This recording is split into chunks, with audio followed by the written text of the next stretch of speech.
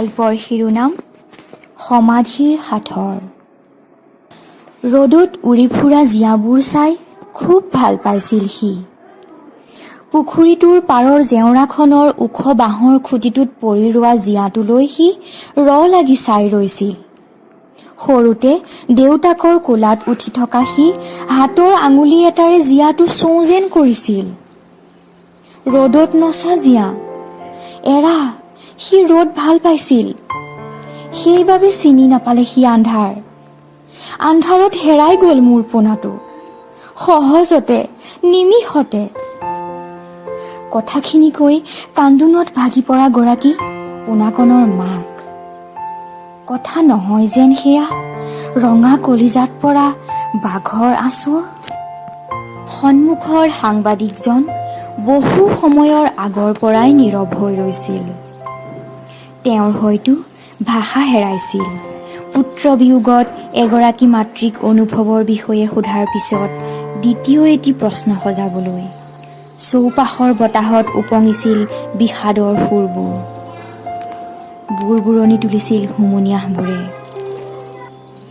নৈৰ শাওনীয়া ঢৌবোৰে পাৰৰ শিলত খুন্দিয়াই যেন মূৰ আচাৰি কান্দিব। বটগছজোপায়ো দেখোন নৈ শব্দ ভাঙিব নোখোজে। খিৰিকীৰ সন্মুখত এয়া দেৱী বসুন্ধৰা।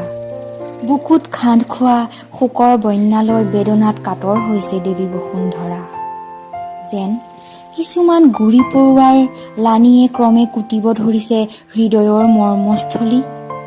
এগৰাকী জননীৰ হিয়াৰ কৰুণ বিননি শুনি অস্থিৰ হৈ পৰিছে দেৱী বসুন্ধৰাও। এৰা, কিয় নপৰিব, তেওঁতো বহুধা জননী। ভাবি ভাবি একো উত্তৰেই উলিয়াব পৰা নাই এই গণিতৰ। সৰুৰে পৰা প্ৰকৃতিৰ সৌন্দৰ্য চাই বিভোৰ হোৱা ল'ৰাটো পাহাৰৰ সেউজীয়া শোভাত কিয় হেৰাই গ'ল? কেনে সমীকৰণ এয়া? মানি ল'বলৈ ইমান জটিল। সমগ্ৰ কাৰ্বি পাহাৰৰ প্ৰকৃতি যেন নিথৰ হৈ ৰ'ল। বনৰীয়া গছলতা, ফুলৰ মিশ্ৰিত সুগন্ধিৰ সলনি বতাহত ভাহি অহা তেজৰ কেচেমা কেচেম গোন্ধত অহৰহ বিয়পিছে মানুহৰ বৰ্বৰতাৰ বতৰা। দেৱী বসুন্ধৰাই কৰজোৰে ঈশ্বৰক বাৰে বাৰে সুধিছে এই সমীকৰণৰ আঁতিগুৰি। প্ৰভু, কি ভুল আছিল পোনাকণৰ? কি দুখৰ শাস্তি পালে বুকু সুদা হোৱা পোনাৰ মাকে? কাৰ্বি পাহাৰৰ সেউজীয়াত কিয় ছটিয়ালা তেজৰ চেকুৰা? পোনাৰ শৰীৰৰ লুপথুপীয়া কেঁচা মঙহৰ দমে ঢাকি ধৰিছে আজি পাহাৰৰ বেলি। এতিয়াতো সময় হোৱা নাছিল সূৰ্যাস্তৰ? কোৱা প্ৰভু, কোৱা, বুজাই দিয়া প্ৰভু এই সমীকৰণৰ অৰ্থ। বসুধা জননীৰ কন্দনৰত মাতত অনন্ত শয্যাত ধ্যানমগ্ন ঈশ্বৰে চকু মেলিলে। বায়ুমণ্ডলৰ জলীয় ভাপত দ্ৰৱীভূত হ'ব ধৰিলে বিশ্ব পালনকৰ্তাৰ গম্ভীৰ কণ্ঠ। দেৱী বসুন্ধৰা, অস্থিৰ নহবা, দেৱী বসুন্ধৰা, অস্থিৰ নহবা। ব্ৰহ্মাণ্ডত উপঙি ফুৰা ধূলিকণাবোৰ, নিশ্চন্দত বিভোৰ শিলাখণ্ডবোৰ, এভাৰেষ্টত উফন্দা বৰফবোৰ অথবা আটলাণ্টিকৰ সেমেকা প্লেংটনবোৰ, এই সকলো বসতিয়ে তৰংগিত কৰিব খোজে ঈশ্বৰৰ সেই কণ্ঠ। বোধহয় তেওঁলোকো আতুৰ এই সমীকৰণৰ আঁতিগুৰি ল'বলৈ, অবাঞ্ছিত দুখৰ ৰহস্য বুজিবলৈ। বসুন্ধৰা, আত্মাৰ ভাৰসাম্যতাৰ বাবে সৃষ্টিৰ প্ৰতিটো স্তৰতে এনে জটিল সন্ধিক্ষণৰ সূচনা হয়। দেৱী, শুনা মোৰ এই বৰ্ণনা। তাতে বিচাৰি পাবা তোমাক ব্যৰ্থিত কৰা সমীকৰণৰ উত্তৰ। দূৰ হ'ব তোমাৰ খোকোজা।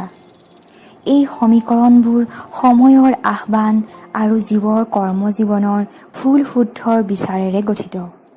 সময়ৰ আহ্বানত গঢ় লোৱা সমীকৰণবোৰতে থাকে আত্মাৰ ত্যাগ। অভিমন্যুৰ অপমৃত্যুত আজিৰ দৰেই উচুপিছিল ভাৰতে।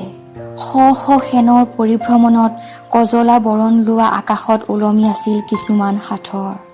যুদ্ধভূমিৰ বুকুত জীৱনৰ অৰ্থ বিচৰা সাঁথৰ। আত্মাৰ সত্যসন্ধানী সাঁথৰ। সকলো সাঁথৰ ভাঙিয়ে যুদ্ধভূমিত ঈশ্বৰে ৰচিছিল শ্ৰীমদ ভাগৱত গীতাৰ। কেৱল অৰ্জুনেই নহয়, প্ৰত্যেক মানৱিক সত্তাই বুজাকৈ ঈশ্বৰে ফঁহিয়াইছিল জীৱনৰ সৈতে সময়ৰ সম্পৰ্ক। মানৱতা শিকিবলৈ আৰু জীৱৰ আৰ্তনাদ চিনিবলৈ ঈশ্বৰে গীতাতে মেলি দিছিল অনেক পথ। শত্ৰু কিম্বা মিত্ৰ, মান অথবা অপমান, সমান বুলি ভাবিব পৰাজনেই গুণী। সেই গুণীজন য'ত, সততা, মানৱতা আৰু কৰোণাও ত'ত। কিন্তু কি শিকিলে এই ভাৰতবৰ্ষই? পৃথিৱীজোৰা চাঞ্চল্য বুকুত সামৰিও জনম দিব নোৱাৰিলেনে এজনো গুণীৰ?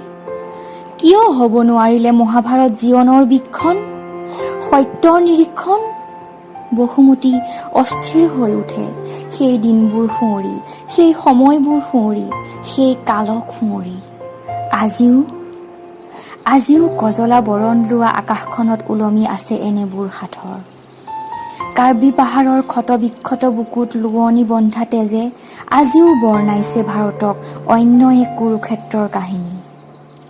সহোদৰৰ অটহাস্যত আজিও হৈছে সূৰ্যাস্ত, অৱক্ষয় চূড়ান্ত মানৱতাৰ। নিৰ্বাপিত হৈছে পোনাকণৰ জীৱন বন্তি। কাৰ্বি পাহাৰৰ প্ৰকৃতিৰ বিনন্দীয়া শোভা বুকুত সুমুৱাই দীঘলীয়াকৈ উশাহ ল'ব বিচাৰিছিল মাথো পোনাকণে। সহোদৰৰ অট্টহাস্যত আজিও হৈছে সূৰ্যাস্ত, অৱক্ষয় চূড়ান্ত মানৱতাৰ। নিৰ্বাপিত হৈছে পোনাকণৰ জীৱন বন্তি। কাৰ্বি পাহাৰৰ প্ৰকৃতিৰ বিনন্দীয়া শোভা বুকুত সুমুৱাই দীঘলকৈ উশাহ ল'ব বিচাৰিছিল মাথো সি। অতি মহানগৰীৰ ব্যস্ততাপূৰ্ণ জীৱনৰ একঘেয়ামী মুহূৰ্তবোৰ একাষৰীয়াকৈ থৈ কেৱল সেৱন কৰিব বিচাৰিছিল কিছু নিৰ্ভেজাল পাহাৰীয়া শীতল বায়ু। বুকুত সাঁচিব বিচাৰিছিল প্ৰকৃতিৰ সেউজীয়া ঠিকনা। সেইখিনিতে পোনাৰ ক'ত, কাৰ ওচৰত কি জগৰ লাগিছিল কোনেও নাজানিলে, কোনেও নুবুজিলে।